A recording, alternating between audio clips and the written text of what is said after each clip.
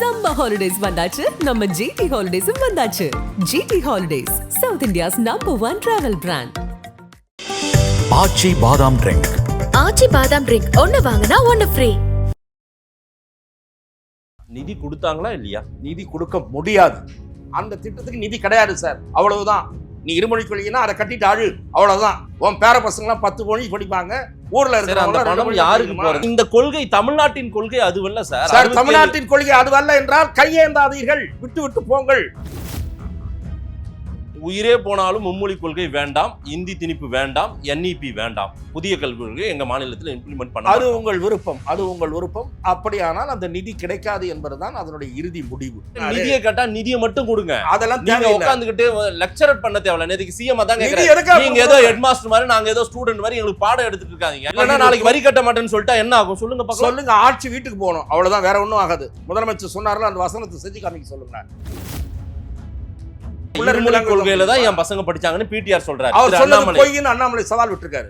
உன் வீட்டு புள்ள பிரெஞ்சு படிச்சிருக்கு, இல்லன்னு சொல்லி பார்க்கலாம் அப்படின்றாரு. ஏன் நடத்துறீங்க? காசு வருதுன்றதுனால நடத்துறீங்க. துட்டுக்கு கண்ணா இருக்கீங்கல்ல, கல்லா கட்டுறதுக்கு, வீட்டுக்கு கல்லா கட்டுறதுக்கு CBSE ஸ்கூல்ல நடத்துறீங்க.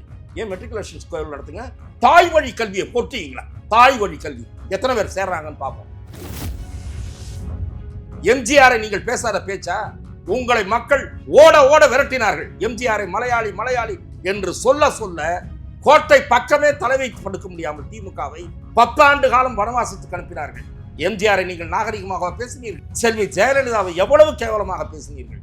உங்களை விட இந்தியாவில் எவனும் யாரையும் கேவலமாக பேசியதே கிடையாது.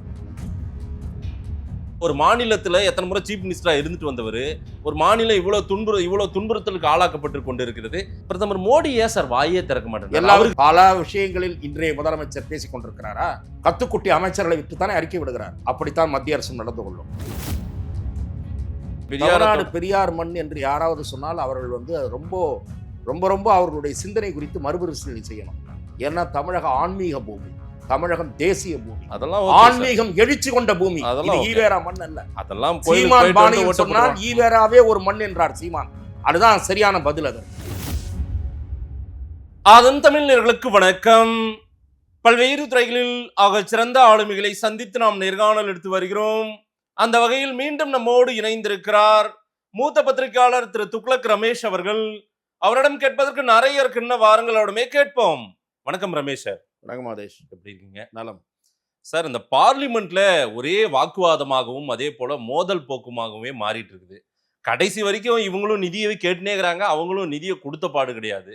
இது ஒரு பெரிய வாக்குவாதம், அரசியல் போர்க்களம் மாதிரி மாறிட்டு இருக்குது. இது ஒரு ஆரோக்கியமான அரசியலா? இது நல்லதா? நேற்றுக்கு சீஃப் மினிஸ்டர் சொல்லியிருக்காரு, பாஜக அரசு ஒரு பாசிச தன்மையை கையாள்கிறது, மாநில உரிமையை பறிக்கும் எந்த வேலையில் ஈடுபட்டாலும் உயிரை கொடுத்தேனும் நாங்க காப்பாத்துவோம், ஆட்சிக்காக அடிமையா இருக்க மாட்டோம், ஆட்சி பொறுப்புக்காக அடிமையாக இருக்க மாட்டோம் அப்படின்னு எல்லாம் சொல்லி இருக்கிறாரு. ஏன் சார் இப்படி ஒரு மோதல் போக்கு? இதுக்கு ஒரு தீர்வே இல்லையா? நிச்சயமாக தமிழக அரசு யதார்த்த நிலையை புரிந்து கொள்ளாதவரை இதற்கு தீர்வு என்பது இருக்காது. திமுக அரசு தீர்வையும் விரும்பவில்லை. திமுக அரசு இந்த மோதல் நீடிப்பதைத்தான் விரும்புகிறது.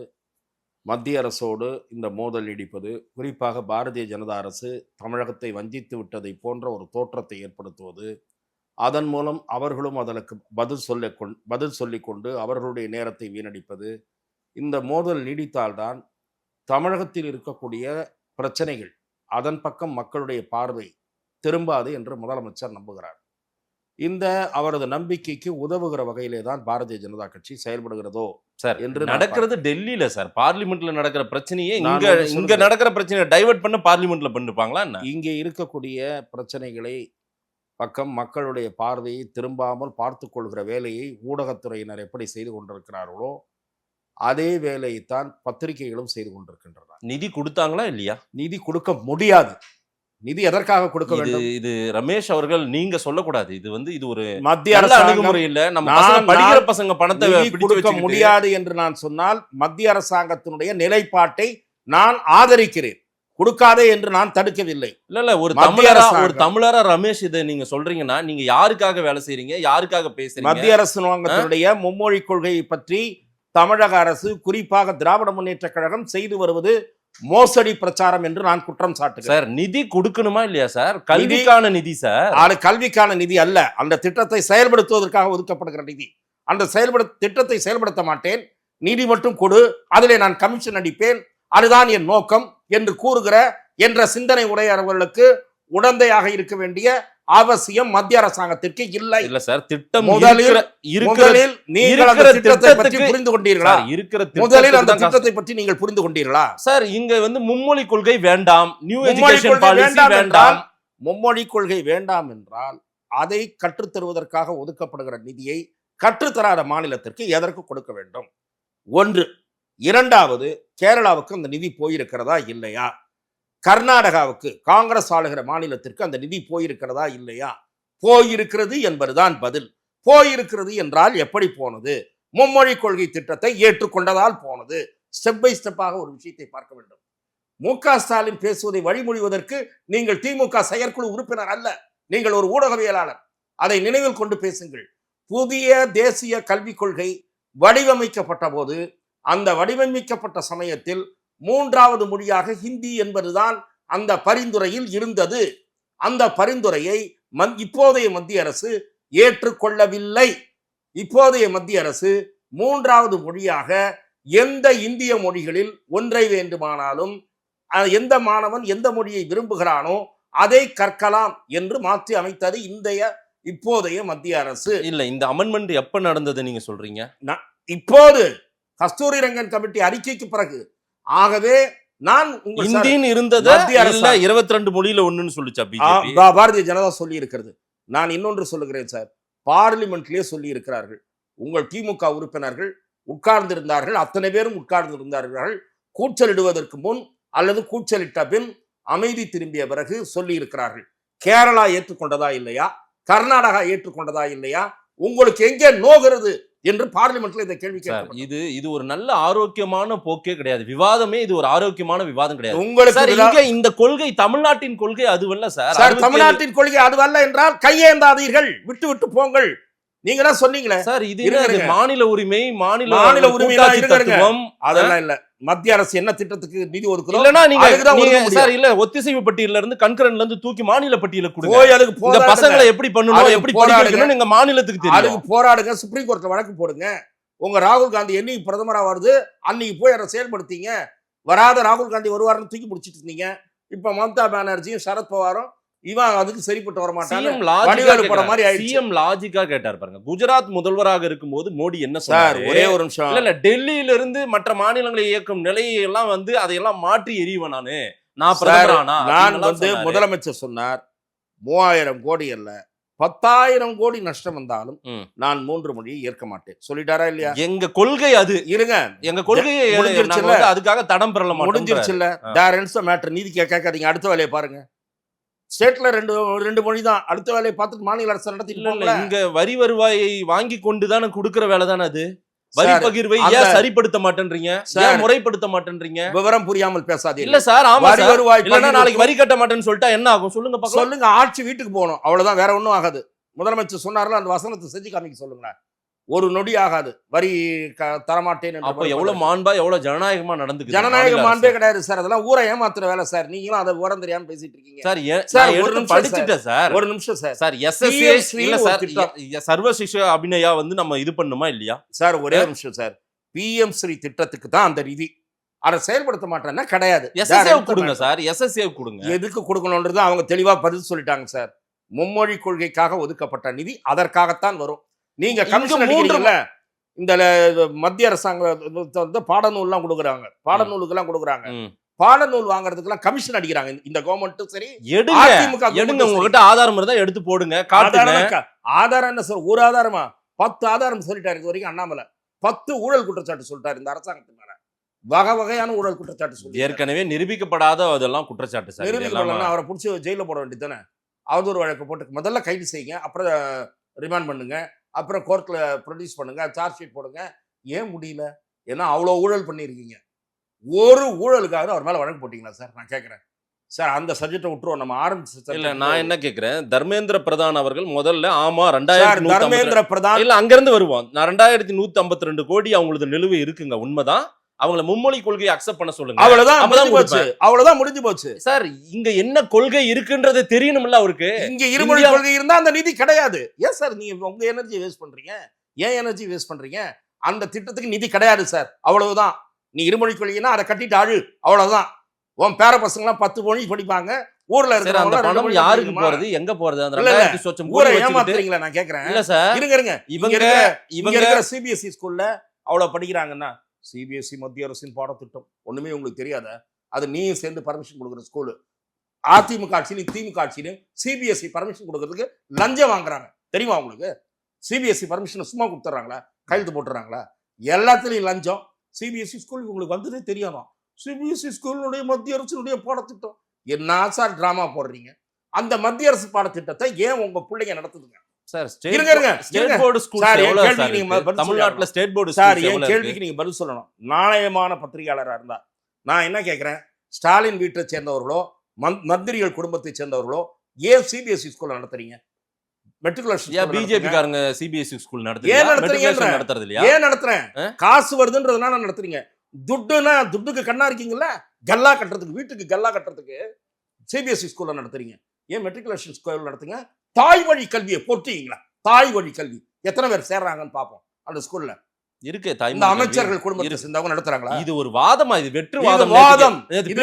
பிடிஆர் சொல்றாரு, இதுதான் உங்களை தோலுரிக்கிற ஒரு சமூகத்துக்கு என்ன தேவையோ அதை பார்க்காம நீங்க எம்பிக்களுக்கு எம்எல்ஏக்களுக்கு அவங்க வீட்டு புள்ள எங்க படிக்குது இதெல்லாம் தேவையா? ஏன் ஊருக்கு உபதேசம் பண்ற? உன் வீட்டு புள்ள 10 லாங்குவேஜ் படிக்கும். கொள்கையில தான் என் பசங்க படிச்சாங்கன்னு பிடிஆர் சொல்றாரு. அவர் சொன்னது பொய்ன்னு அண்ணாமலை சவால் விட்டுருக்காரு. உன் வீட்டு புள்ள பிரெஞ்சு படிச்சிருக்கு, இல்லன்னு சொல்லி பார்க்கலாம் அப்படின்றாரு. ஆங்கிலமும் பிரெஞ்சு படிச்சிருக்குன்னு அண்ணாமலை பதில் கொடுத்திருக்காரு. அண்ணாமலை சொல்றது போய், என் பசங்க படிக்கல வழக்கு போடு. நான் சொல்றேன் சார், மந்திரிகள் வீட்டு பிள்ளைகள் 3 மொழிகள் நான் ஏன் சார் இந்த அரசியல் எனக்கு தெரியும். 2-3 மந்திரிகள் என்ன படிக்கிறாங்க? இந்த லாவணி கச்சேரி ஏன் பண்ணிட்டு இருக்காங்க? தமிழ்நாட்டு மக்களை ஏன் இப்படி முட்டாளா பண்றோம்னா, நீங்க ஏமாத்துறீங்க, ஊரை ஏமாத்துகிறீர்கள். திமுக ஊரை ஏமாற்றுகிறது. ஊரை ஏமாற்றுவதால் உங்களை தோலுரிக்கிறார்கள். அதனாலதான் நிர்மலா சீதாராமன் வெச்சு உப்பு தடவிட்டாங்க உடம்புல. இதெல்லாம் வார்த்தையா? இது ஒரு கண்ணியமா? நீங்க எத்தனை வருஷமா பத்திரிகையில இருக்கீங்க? கரெக்ட் தான். நிர்மலா சீதாராமன் திமுக உரித்து உப்பு தடவி வெளியே அனுப்பி. நிர்மலா சீதாராமன் ஒரு நிதி அமைச்சர். ஒரு நான் ரொம்ப மதிக்கிறேன். ஆமா, நிதி கொடுக்கலன்னு பிரச்சனையை பேசிக்கிறாங்க, உட்காந்து பெரியார பேசிங்க. ஆமா, தேவையா? அவரை என்ன கட்டணம் செய்றீர்களான்னு கேக்குறாங்க. இதெல்லாம் தேவையா? தமிழ் காட்டு உங்ககிட்ட நிதியை கேட்டா நிதியை மட்டும் கொடுங்க. அதெல்லாம் நீங்க உட்காந்துக்கிட்டு லெக்சரர் பண்ண தேவையில்ல. நேத்துக்கு சிஎம் தான் கேக்குறாங்க, நீங்க ஏதோ ஹெட் மாஸ்டர் மாதிரி, நாங்க ஏதோ ஸ்டூடெண்ட் மாதிரி எங்களுக்கு பாடம் எடுத்துட்டு இருக்காங்க. பாடம் எடுக்க வேண்டிய நிலைமை இருக்கு. பாடம் எடுக்க வேண்டிய நிலைமை இருக்கிறதுனால ரெண்டாவது ஊரை ஏமாத்துறீங்க. ஊரை ஏமாத்துறதுனால, ஐயா நாங்க தமிழுக்கு எதிரின்றீங்களே, தமிழ் காட்டு மிராண்டி மொழி, திருக்குறள் தங்கத்தட்டில் வைத்த மலம் அப்படிலாம் சொன்ன ஒரு பெரிய மனிதனை பற்றி என்ன சொல்லுகிறீர்கள்? பெரிய சொல்லாம தான் சொன்னாங்க. அந்த பயம் அவங்களுக்கு இருக்கு போல. பயம் இல்ல, எதுக்கு அவரெல்லாம் நீங்க தான் படம் வச்சு கும்பிடுறீங்க? நாங்க ஏத்துக்கல, அவரை மதிக்கலன்ற அர்த்தம். அதுதான் அந்த அர்த்தம், அந்த அவருடைய பேச்சுக்கு அர்த்தம். பெரிய மனிதர் என்று கூறப்படுபவர். நீங்க பெரியாரை ஏத்துக்க மாட்டீங்க. எப்பவும் மேன்மக்கள் தான் சார். அதுதான் சார், நீங்கள் என்ன வேணா சொல்லிங்க. நாட்டுல இன்னைக்கு நிறைய பேர் விமர்சனம் பண்ண கிளம்பிட்டாங்க. ஆகவே நீங்கள் மக்களை ஏமாற்றுகிற காரணத்தால், திசை திருப்புகிற பிரச்சனை இருக்கிற காரணத்தால் அவர்கள் இதையெல்லாம் மறைக்க நீங்கள் பார்க்கிறீர்கள்னு சொன்னாங்க. இல்ல, அண்ணாமலை பல்கலைக்கழக அண்ணா பல்கலைக்கழக சம்பவம், இங்கே 9 வயது சிறுமி பாலியல் துன்புறுத்தலுக்கு ஆளானது, இதையெல்லாம் மறைக்கதான் இங்க வந்து இதை பண்றீங்க. கடைசி வரைக்கும் இந்த நிதியை கொடுக்காம ஏமாத்தணும். அதுக்கு கடைசி வரைக்கும் நிதி கொடுக்க மாட்டாங்க. ஏன்னா மும்மொழி ஏற்றுக்கொண்டால்தான் அந்த நிதி, அந்த திட்டத்துக்கு தான் அந்த நிதி. உங்க சௌரியத்துக்கு அந்த நிதி இல்ல. இவருடைய விருப்பத்துக்கு நிதி கொடுக்கல மத்திய அரசாங்கம். இவருடைய கஜானாவா? மத்திய அரசாங்கம் மக்களுக்கு பதில் சொல்ல கடமைப்பட்டார். தமிழ்நாட்டுக்குன்னு ஒரு குறிப்பிட்ட அமௌண்ட் வந்து இருக்கு சார். உங்களுக்கு புரியலையா? என்ன? எனக்கு நல்லா புரியுதுங்க. வேணுட்டு புரியாம பேசுறான், புரிஞ்சுக்கிட்டு வேணுட்டு தூங்குறவனை எழுப்பலாம், தூங்குறவனை நடிக்கிறவனை எழுப்ப முடியாது. 3 மொழி செயல்படுத்தினாதான் சார் அந்த நிதி. அது 3வது மொழி என்ன மொழி? எந்த விருப்ப மொழி? ஹிந்தி சமஸ்கிருதமா? இல்ல, எதுக்கு ஹிந்தி படிக்கணும்? எந்த மொழி? எதுக்கு சமஸ்கிருதம் படிக்கணும்? எந்த மொழி? சமஸ்கிருதத்துக்கும் தமிழ்நாட்டுக்கு என்ன சம்பந்தம்? ஹிந்திக்கும் தமிழ்நாட்டுக்கு திசை திருப்பி பொய் சொல்லுகிற அந்த கும்பலோடு கலக்க விரும்பி விட்டா உங்களோடு பேசி பயனில்லை. திசை திருப்பி பொய்யை மட்டுமே மூலமரமாக கொண்டு அரசியல் நடத்துகிற அந்த கும்பலுக்கு ஒத்துவது என்பது உங்கள் முடிவாக ஒத்துவதுல சார். சிஎம் சொல்றாரு சார், தமிழ்நாட்டுக்கு போராட்ட வரலாறு இல்ல, ஒருபோதும் பதவி சுதந்திரத்துக்காக ஒன்றிய அரசிடம் பணியும் அடிமை கூட்டம் நாங்கள் இல்ல. ஆமா, மேல ரைடர் விட்டு கீழே 63 சீட்டு கேட்டப்ப பணிந்த கூட்டம் தான் நீங்கள். இது என்னுடைய பதில். அதுக்கு மேல ரைடு கலைஞர் டிவியில, கீழே குலாம் நபி ஆசாத் கூட்டணி பேச்சுவார்த்தை. வந்து மாநில உரிமைக்காக பணிந்தவர் தான். அப்படி நீங்கள் பணிந்தவர் தான். கடற்கரையில் போய் படுத்துக்கொண்டு அரை மணி நேர உண்ணாவிரத நாடகம் நடத்தியவர்கள் தான் நீங்கள். ஆகவே இந்த உரிமை எல்லாம் பேசி மக்களை ஏமாற்றாதீர்கள். ஆகதான் இதான் என்னுடைய பாசிச பாஜக அரசை எதிர்த்து இந்தியாவே திரட்ட போவதாக ஐயா ஸ்டாலின் இன்றைக்கு தூங்கி கொண்டிருந்தவர்களை, வீட்டில் தூங்கி கொண்டிருந்தவர்களை எழுப்பி கைது செய்திருக்கிற பாசிச அரசு எது என்று நாட்டு மக்களுக்கு தெரியும். கருத்து சுதந்திரம் இல்லாமல் சமூக வலைத்தளங்களில் இந்த ஆட்சிக்கு எதிராக கருத்து கூறினால் நடுநிரவு நேரத்தில் கதவை தட்டி எழுப்பி கைது செய்கிற அரசு பாசிச அரசா? உங்களை எல்லாம் வெளியே விட்டு வைத்து மிசாவிலை போட்டு நொங்கினா மாதிரி நொங்காமல் விட்டு வைத்திருக்கிற அரசு பாசிச அரசா என்று மக்களுக்கு தெரியும். நம்ம ஒரு 15-20 நிமிடம் பேசியிருக்கோம். ஏதாவது மக்களுக்கு பயனுள்ளதா நம்ம மக்களுக்கு பயனுள்ளதா நீங்க ஒரு கேள்வி கூட கேட்கல.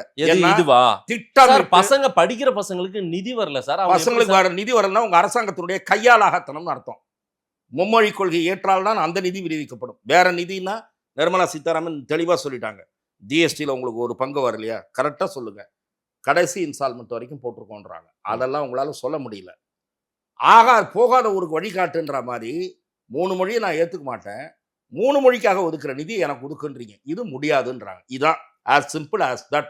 உங்கள் கேள்விக்கு இதுதான் என்பது. இருமொழி கொள்கையை மட்டும்தான் அங்க ஃபாலோ பண்ணிட்டு இருக்கோம். அதுலயே நாங்க மேம்பட்டு வந்திருக்கிறோம். இருமொழி கொள்கையே இப்ப இங்க இருக்கக்கூடிய இல்ல சார், ஸ்டேட் போர்ட் மாணவன் திரும்ப ஸ்டேட் போர்ட் தமிழக அரசினுடைய மிக மோசமான சட்டம் ஒழுங்கு நிர்வாக சீர்கேட்டையும் அவலட்சணத்தையும் மறைப்பதற்கு எப்படி பல ஊடகங்கள் உதவுகின்றனவோ அதே முயற்சியில் நீங்களும் ஈடுபடுகிறீர்கள் என்பதுதான் என் குற்றச்சாட்டு. இல்ல, அதுதான் நோக்கம். இங்க இருக்கக்கூடிய ஊடகத்தினருக்கு முன்னாள் நடந்த விவகாரம் தமிழகம் முழுவதும் அமலாக்கத்துறை ரைடு செய்திருக்கிறது. அதை பற்றி நான் பேசுவதில்லை. பாருங்க, நான் சொல்றேன், தமிழக எம்பிக்களை நாகரிகமற்றவர்கள் ஒரு எம்பி பேசுறாரு, ஒரு மத்திய அமைச்சர் பேசுறாரு, தமிழக எம்பிக்களை நாகரிகமற்றவர்கள்னு சொன்னா அது தப்பு. அவரை திரும்ப பெற்றுக் கொண்டார்கள். அந்த கருத்தை திரும்ப பெற்று விட்டால் எங்க இருந்து வருது? என்ன வன்மம் அது? பிஜேபிக்கு தமிழ்நாட்டின் மீது வன்மம். ஜெயலலிதாவை எவ்வளவு இழிவாக பேசினீர்கள். உங்க நாக்கு என்ன நல்ல நாக்கா? நாசமான நாக்கு உங்கள் நாக்கு. எவ்வளவு மட்டமான வார்த்தைகளை பேசியிருக்கிறீர்கள். எம்ஜிஆரை நீங்கள் பேசாத பேச்சா? உங்களை மக்கள் ஓட ஓட விரட்டினார்கள். எம்ஜிஆரை மலையாளி என்று சொல்ல கோட்டை பக்கமே தலைவை படுக்க முடியாமல் திமுகவை 10 ஆண்டு காலம் வனவாசத்துக்கு அனுப்பினார்கள். எம்ஜிஆரை நீங்கள் நாகரிகமாக பேசினீர்கள். செல்வி ஜெயலலிதாவை எவ்வளவு கேவலமாக பேசினீர்கள். உங்களை விட இந்தியாவில் எவனும் யாரையும் கேவலமாக பேசியதே கிடையாது. சார், பார்லிமெண்ட் ஒரு நேர விரயத்தை உண்டாக்குறது எவ்வளவு ஜாலரா அடிக்கிறீங்க பாருங்க.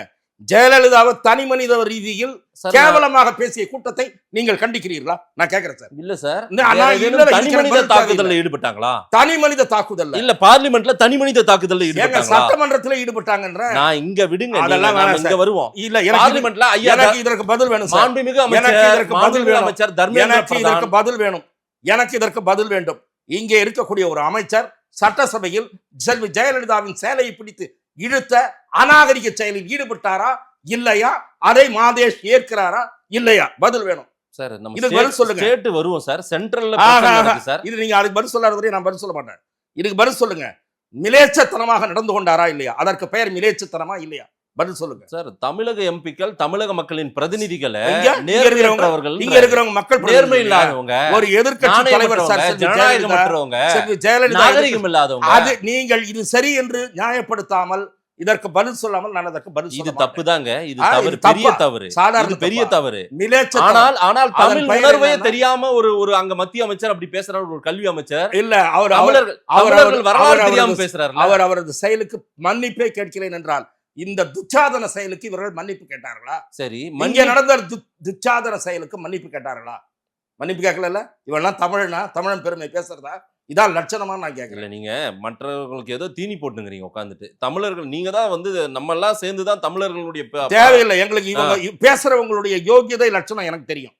அதனால உங்களுக்கு தெரியாம இருக்கலாம், எனக்கு அவர்களுடைய லட்சணம் தெரியும். நீங்க கொந்தளிக்கிறதுக்கு பதிலா உங்க ரூட்ல உங்க பாஸ் மூலமா ஏதாவது நிதியை வாங்கி கொடுங்க. நிதியெல்லாம் வாங்கி தர நிதியை அந்த திட்டத்துக்கு கொடுக்கிற நிதி தான் தருவாங்க. இவங்க கமிஷன் அடிக்கிறதுக்காக நிதி தர மாட்டாங்க சார். கமிஷன் அடிச்சிருந்தா அதையெல்லாம் செக் பண்ணி எடுங்க சார். அதெல்லாம் எடுப்பாங்க சார். விசாரணை எந்த நிதி எதுக்காக ஒதுக்கப்பட்டதுன்னே உங்களுக்கு புரியல. எனக்கு நல்லா புரியுதுங்க. உங்களுக்கு புரியல. SSAவுக்கான நிதியை கொடுன்றாங்க. இல்ல அந்த மும்மொழி திட்டத்தை ஏத்துக்கிட்டாதான் அந்த நிதி வராது.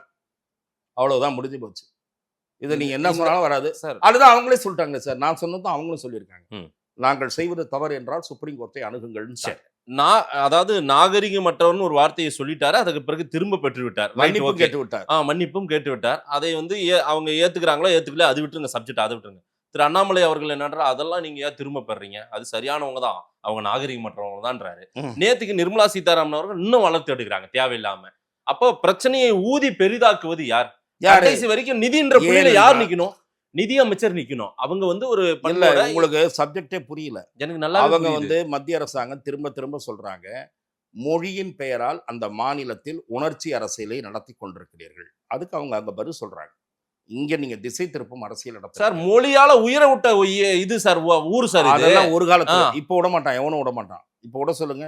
இவங்களே 2 பேர் மேல ஏத்தி கொளுத்தி விட்டாதான் உண்டு. யார்? இவங்களே. அதனால இப்பெல்லாம் எவனும் விட மாட்டான். ஏன்னா இப்பெல்லாம் அவன் 6 மொழி 5 மொழி கத்துக்கணும்னு நினைக்கிறான். வெளிநாட்டில் போய் பிழைக்கணும், வெளி மாநிலத்தில் போய் பிழைக்கணும். உங்கள் ஊரில் பிழைக்க முடியாது, உங்கள் ஊரில் வேலைனால லஞ்சம் கேட்பாங்க அப்படின்றதெல்லாம் எல்லா படித்த இளைஞர்களுக்கும் தெரிஞ்சு போச்சு. பல பேர் எப்படா வெளியே கிளம்ப தேர்ட் லாங்குவேஜ் வேணும்னா படிச்சுக்கலாம் சார். அது ஒன்றும் படிக்கிறது ஒன்றும் கஷ்டமான. நீங்க என்ன சார் சொல்றது? ஜனங்க முடிவு பண்ணிப்பான் சார். ஜனங்க முடிவு பண்ணி, மக்களின் கருத்து தான் சார். டெய்லி ஊதி ஊதி பெரிதாக்க நினைக்கிறீங்க. என்ன காரணம்னா தேர்ட் லாங்குவேஜ் வரக்கூடாதுன்றதுக்கு இல்லை. இதை மறந்துடுங்கடா. இங்கே அமலாக்கத்துறை ரெய்டு பண்ணிட்டு இருக்கு. ஒரு பக்கம் பயங்கரமாக ரெய்டு பண்ணிட்டு இருக்கு. அடுத்து எந்த மந்திரி திகாருக்கு போவான்னு தெரியல. இன்னொரு பக்கம் 9 வயசு பொண்ணை கெடுக்கிறான், 5 வயசு பசங்களை கெடுக்கிறான், தூக்கிட்டு போகிறான், கற்பழிக்கிறான். நடுராத்திரி நடந்து போனால் ஆட்டோவில் ஏறிக்கிட்டு வழியில் 2 பேரை ஏற்றி கற்பழிக்கிறான். ஊர் மகா மட்டமாக இருக்குது. பேப்பரை திறந்தா கொலை கொள்ளை கற்பழிப்புன்னு இல்லாத நாளே கிடையாது. இதை பற்றி தான் நம்ம வந்து சங்கர் ஜிவால் கிரைம் ரேஷியோ குறைஞ்சிருக்குதுன்னு எடுத்து ஒரு ரிப்போர்ட் காட்டியிருக்காரு. பார்த்தீங்களா? அவரை நீங்க தேவையில்லாமல் வதந்தி பரப்பிட்டு இருக்காங்கன்றாரு. உங்களை போன்றவங்களுக்கு தான் சொல்லுங்கிறாரு. இல்லை பரப்பல். நான் எப்படி இந்த பேட்டி பார்த்தாருன்னா கூப்பிட்டு கேட்பாரு. கூப்பிட்டு கேட்பட்டோம். நான் சொல்லுவேன், சார் தினத்தந்தி 12/3/2025, தினத்தந்தி 11/3/2025, பக்கம் 4 பக்கம் 3ன்னு செய்தியெல்லாம் எடுத்து அவருக்கு படிச்சு காமிப்பேன். இதெல்லாம் என்ன சார் நியூஸ்ன்னு கேட்பேன். அவே கேட்டாருன்னா நான் பதில் சொல்லிக்கிறேன். உங்களுக்கு பாவம், நீங்கள் எப்படி பார்க்குறீங்கன்னா, நீங்கள் வந்து கரெக்டாக குதிரைக்கு லாடம் கட்டின மாதிரி இருக்கீங்க. காலையில் எழுந்தால் நம்ம முரசொலி படிச்சிடணும், காலையில் எழுந்தால் நம்ம விடுதலை படிச்சிடணும், ஆசிரியர் வீரமணி ஐயா என்ன சொல்லியிருக்காரு கொய்யா அப்படின்னு அதை பார்த்துடணும் அப்படின்ற மாதிரி நீங்கள் ட்ராவல் பண்ணிட்டு இருக்கீங்க. நான் அப்படி இல்லை. நான் 10 செய்தியும் பார்க்குறேன். டைம்ஸ் ஆஃப் இந்தியாவும் படிக்கிறேன், தந்தியும் படிக்கிறேன், முரசொலியும் படிக்கிறேன், நமது அம்மாவையும் படிக்கிறேன். எல்லாத்தையும் படிச்சுட்டான். இவங்க யார் சொல்கிறது பொய், யார் சொல்கிறது உண்மைன்னு சீர்தூக்கி பார்க்குறேன். சாயந்தரம் விவாதத்தை பார்க்குறேன். விவாதத்தை டிவியை திறந்தா ஒரே சப்ஜெக்ட் விவாதம். மத்திய அரசு ஏன்னா இன்னைக்கு நாள் முழுக்க அமலாக்கத்துறை ரெய்டு நடந்திருக்கு. வேணாடான்னா தர்மேந்திர பிரதான் விஷயத்தை 3 நாளாக ஓட்டிகிட்டு இருக்கானே, இதையே 3 நாளாக இந்த படத்தை ஓட்டுறானேன்னு நான் பார்க்குறேன். இதை யார் நீங்க பேசுறீங்க? உங்களுடைய பத்திரிக்கை அட்டப்படத்தை நான் வாரம் பார்த்துன்னு தான் இருக்கேன். ஆமாம். ஒரு இடத்துல கூட பிஜேபி விமர்சனம் அதுல நான் பார்த்ததே கிடையாது சார். பிஜேபி விமர்சனம் வராது, பிஜேபி கூட்டணியில இருக்கிற கட்சிகள் விமர்சனம் வராது. ஒரு அட்டப்படம் போட மாட்டீங்க, ஒரு கார்ட்டூன் போட மாட்டீங்க. உங்க விருப்பத்துக்கு நாங்க நடத்த முடியாது சார். போன வாரம் அதிமுக போட்டிருக்கோம். பிஜேபி பத்தி எதுல உடன்படலையோ அதை எழுதிட்டு தான் இருக்கும். எங்கேயும் நான் பார்க்கல. நான் அப்படி பார்த்தது இல்ல சார். நான் படிக்கிறது இல்ல. பாரதிய ஜனதா கட்சியிலோ அல்லது இந்துத்துவ அமைப்பிலோ 1-2 பேர் தீவிரமாக பேசுகிற போது இத்தகைய பேச்சுக்கள் அமைதிக்கு உதவாது, இது கண்டனத்துக்குரியதுன்னு எழுதியிருக்கிறோம். திரு சோ காலத்திலும் எழுதியிருக்கிறோம், திரு குருமூர்த்தி அவர்கள் காலத்திலும் எழுதி கொண்டிருக்கிறோம். ஆகவே எங்களுக்கு நீங்க நோக்கம் கற்பிக்க முயலாதீங்க. ஆகவே நான் எதற்காக சொல்லுகிறேன் என்றால், தமிழ்நாட்டில் தலை தூக்கி இருக்கக்கூடிய பொது பிரச்சனைகள், அவற்றிலிருந்து மக்களுடைய பார்வையும் கவனத்தையும் திசை திருப்புவதற்கு திமுக முயற்சிக்கிறது. தீருமா தீராதா இந்த பிரச்சனை? மத்திய அரசு வர்சஸ் தமிழக அரசு மோதல் தொடர்ந்து கொண்டே இருக்கிறது. தர்மேந்திர பிரதான் அவர்கள் மிகவும் திட்டவட்டமாகவும் தீர்மானமாகவும் PM ஸ்ரீ திட்டத்திற்காக ஒதுக்கப்பட்ட நிதி அந்த திட்டத்தின் நோக்கத்தை செயல்படுத்துகிற மாநிலங்களுக்குத்தான் ஒதுக்கப்படும் என்று அழுத்தமாக நேற்று முன்தினமும் மக்களவையில் கூறியிருக்கிற காரணத்தால் மத்திய அரசு நிலைப்பாட்டில் மாற்றம் வரும் என்று நான் நம்பவில்லை. MOU ஒன்று கொடுத்துருக்காங்களா, மெமரண்டம் கொடுத்துருக்காங்க. சில சேஞ்சஸ் கொண்டு வந்தா நாங்க ஏத்துக்கிறோம்ன்றாங்க. அதுக்கு ரெடி ஆக மாட்டாங்களா? முதல்ல இவங்க தான் சொன்னாங்க, we are very keen, அதுக்குன்னு ஒரு கமிட்டி போடுறோம். வெரி கீன்னா நாம இதை செயல்படுத்த ஆர்வமாக இருக்கிறோம் அப்படின்னாங்க. அதுக்குதான் எங்களுக்கு இந்த சின்ன சின்ன மாற்றங்கள் எல்லாம் செய்யணும். அதுதான், அது என்ன மாற்றங்கள் கொண்டு வர போகிறார்கள் அல்லது என்ன மாற்றங்களை சஜஸ்ட் செய்ய போகிறார்கள், அதை மத்திய அரசு ஏற்கிறதா என்பதை நாம் பொறுத்திருந்துதான் பார்க்க வேண்டும். மாற்றங்கள் நமக்கு தெரிஞ்சது தானே சார். தமிழ்நாட்டின் உரிமைகள், தமிழ்நாட்டின் கொள்கைகளை சொல்ல போறாங்க. ஆகவே அந்த மத்திய அரசு எந்த நோக்கத்திற்காக அந்த திட்டத்தை கொண்டு வந்ததோ, எந்த நோக்கத்திற்காக அந்த நிதியை ஒதுக்குகிறதோ அந்த நோக்கம் ஏற்கப்படாவிட்டால் நிதி ஒதுக்கப்படுவதற்கும் வாய்ப்புக்குள்ளே. ரொம்ப முக்கியமான ஒரு கேள்வி. அமைச்சர் தர்மேந்திர பிரதான் சொல்றாரு, யாரோ ஒரு சூப்பர் முதல்வர் இருக்காரு அப்படின்லாம் சொல்றாரு. இது என்ன, முதல்வர் இருக்காரு, ஐயா ஸ்டாலின் அவர்கள் எதற்கெடுத்தாலும் அறிக்கை கொடுத்து பேசிட்டு இருக்காரு எல்லாத்துக்கும். இவரை விட ஒரு சூப்பர் முதல்வர் இருக்காருன்னா இவர் எங்க இருந்து கண்டுபிடிச்சாரு? ஒடிசாவில இருந்து டெல்லியில வந்து உட்காந்துட்டு இருக்கு இவருக்கு தமிழ்நாட்டுல சூப்பர் முதல்வர் இருக்காங்கன்னா இவருக்கு எங்க தெரியும்? உங்களுக்கு தெரியாம இருக்காம நடிக்கலாம். நான் முதலமைச்சர் ஸ்டாலின் அவர்களை மதிக்கிறேன், போற்றுகிறேன்.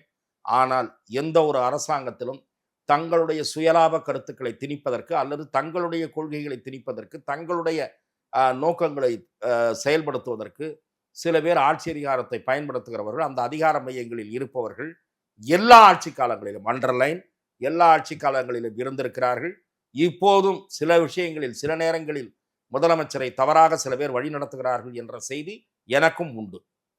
இல்ல, இது ஒரு போக்கே ஆரோக்கியமான போக்கு இல்ல. முதல்வரை போய் ஒரு சூப்பர் முதல்வர், அவர் சூப்பர் முதல்வர்ன்றாங்க இப்ப திமுக காரங்க. சூப்பர் முதல்வரை அவர் வேற மாதிரி எதையோ ஒண்ணு சொல்றாரு. உங்களுடைய சூப்பரான முதல்வர் அவரு. அது உங்களுடைய பார்வை.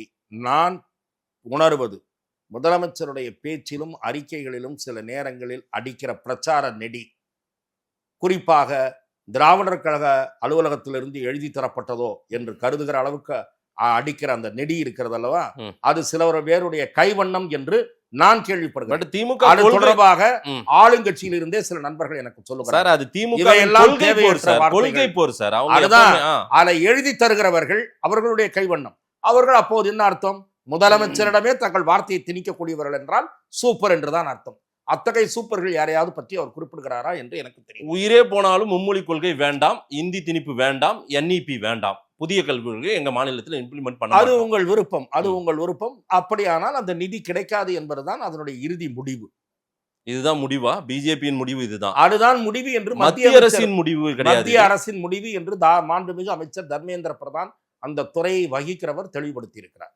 பிரதமர் மோடி ஏன் சார் வாயே திறக்க மாட்டேன்? அவருக்கு தெரியாத ஒரு மாநிலத்துல எத்தனை முறை சீஃப் மினிஸ்டரா இருந்துட்டு வந்தவர், ஒரு மாநிலம் இவ்வளவு துன்புறுத்தலுக்கு ஆளாக்கப்பட்டு கொண்டு இருக்கிறது, ஏன் பேசவே இல்லைன்னு கேட்கிறாரு சீஃப் மினிஸ்டர். நான் சொல்லுகிறேன், ஒவ்வொரு பிரச்சனையிலும் பிரதமர் பேச வேண்டிய அவசியம் இல்லை, துறையின் அமைச்சர் தான் பேச வேண்டும்.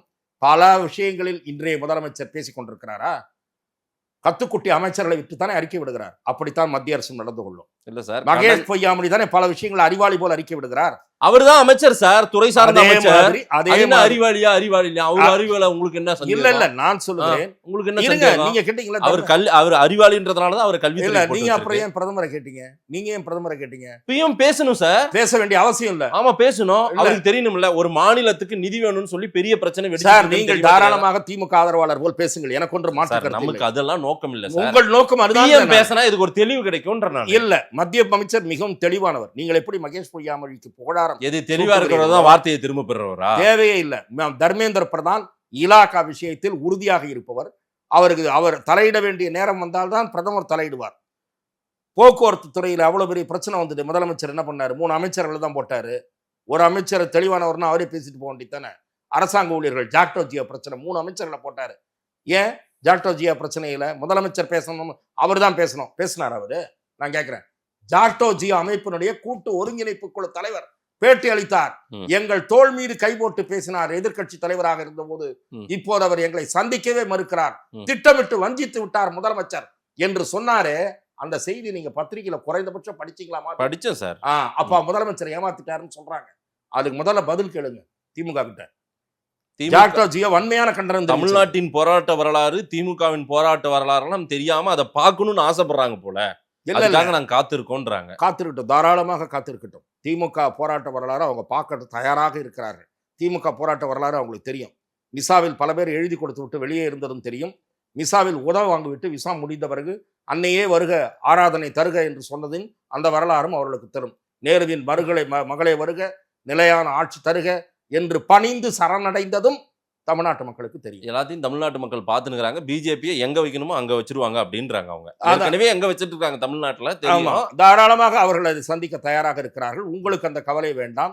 நீங்கள் திராவிட முன்னேற்ற கழகத்தினுடைய ஆரோக்கியத்தை பராமரிக்கிற வேலையை மட்டும் நீங்கள் பாருங்கள்.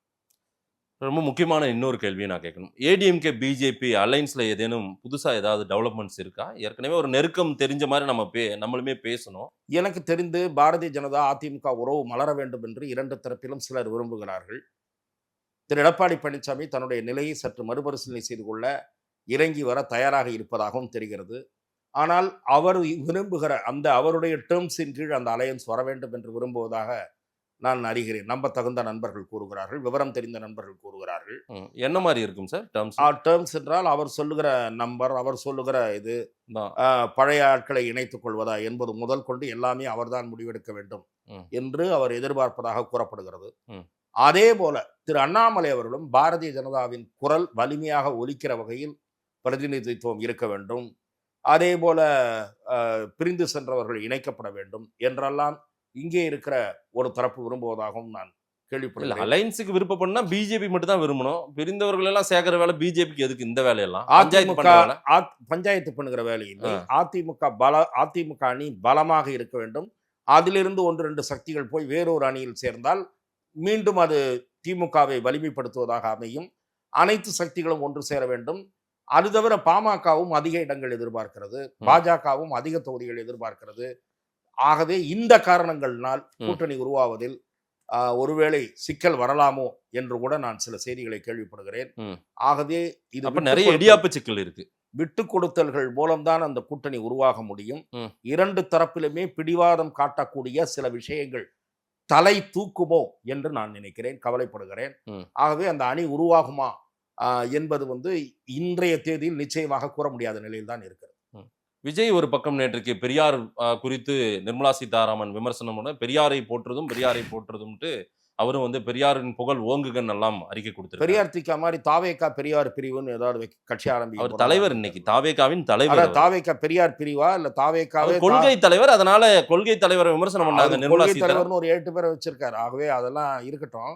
விஜய்க்கு என்ன அரசியல் புரிதல் இருக்கு, என்ன அவரை முதல்ல எம்ஜிஆருடைய மறு உருவானாங்க, அண்ணா மாதிரி 67 மாதிரி வந்துருவேன், 77 மாதிரி வந்துருவேன்றாரு. நம்முடைய அக்கா டாக்டர் தமிழிசை சொன்னது போல முதலில் பையனூர் பண்ணையார் இறங்கி மக்களை சந்திக்க வரட்டும், நிருபர்களை சந்திக்க வரட்டும். கட்சி தொடங்கி 1.25 ஆண்டு ஆக போகிறது. இன்னும் முதல் பத்திரிகையாளர் சந்திப்பே நடத்தலை. ஏன்னா ஒரு 10 கேள்வி உங்களால் எதிர்நோக்க முடியுமான்றது சந்தேகம். அறிக்கை அரசியல் நடத்திட்டு இருக்கீங்க. திருவிளையாடல் நாகேஷ் மாதிரி மண்டபத்தில் யாரோ எழுதி கொடுத்துட்டு இங்கே படிச்சிடுறீங்க, ட்விட்டரில் போட்டுடுறீங்க. திருவிளையாடல் நாகேஷ் மாதிரி தான் இன்றைய தேதி வரை இருக்கிறார். கொள்கை தலைவரை தொட்டதுமே பேச ஆரம்பிச்சிட்டாரு, கொந்தளிக்க ஆரம்பிச்சாரு. அவருக்கு பெரிய கொள்கை புலி அவரு. அதனால திருவிளையாடல் நாகேஷா இல்லாம பையனூர் பண்ணையார் கொஞ்சம் மக்களை சந்திக்கிட்டோம், நிருபர்களை சந்திக்கிட்டோம். அப்போ அவரை நாங்கள் தெரிஞ்சுக்குவோம், எப்படி அவருடைய கொள்கை புரிதல் இருக்குன்னு தெரிஞ்சுக்கிற வாய்ப்பை அவர் கொடுத்த பிறகு அவரை பற்றிய மதிப்பீடுகளை செய்வதுதான் நீங்களோ நானோ செய்வதுதான் சரியாக இருக்கும். அதுக்குள்ள நீங்க அவரை ஆராதிக்க ஆரம்பித்து தமிழ்நாடு பெரியார் மண்ணுன்றாரு அவரு. பெரியார் மண்ணு, நீங்க தமிழ்நாடு பெரியார் மண் என்று யாராவது சொன்னால் அவர்கள் ரொம்ப ரொம்ப ரொம்ப அவர்களுடைய சிந்தனை குறித்து மறுபரிசீலனை செய்யணும். ஏன்னா தமிழக ஆன்மீக பூமி, தமிழகம் தேசிய பூமி, அதெல்லாம் ஆன்மீகம் எழுச்சி கொண்ட பூமி. ஈவேரா மண் அல்ல. அதெல்லாம் சீமான் பாணியில் சொன்னால் ஈவேராவே ஒரு மண் என்றார் சீமான். அதுதான் சரியான பதில். அதற்கு சீமான் கூறியதுதான் நீங்கள் கூறியதற்கு மிகச்சரியான பதில். இது ஈவேரா மண் அல்ல. விஜய் வரைக்கும் பொங்கி இருக்காங்க நிர்மலா சீதாராமன்.